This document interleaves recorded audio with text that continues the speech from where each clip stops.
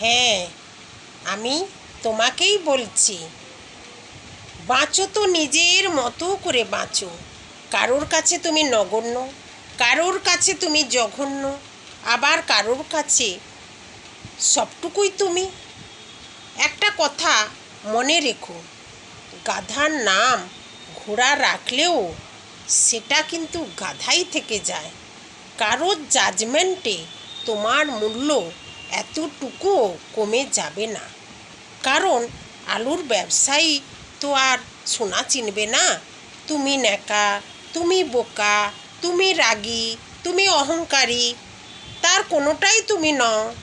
তুমি তাদের কাছে সেরকমই যেমনটা তারা ডিজার্ভ করে।